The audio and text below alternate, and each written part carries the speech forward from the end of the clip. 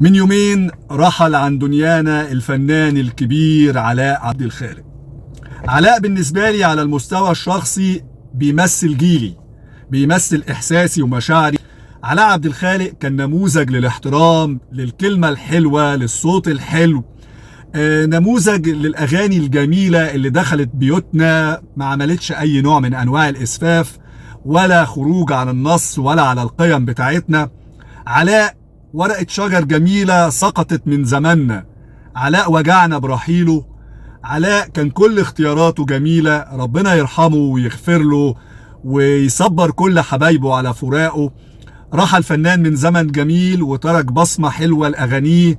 قلبي طيارة ورق، الحدود، داري الموشك عني وداري، كل أعماله كانت جميلة. الأصدقاء، سبت ذكرى جميلة علاء لينا ومشيت بدري، واحنا كلنا هنمشي ومش هنتعزى على ربنا. ربنا يرحمك ويجعل مسواك الجنة يا رب.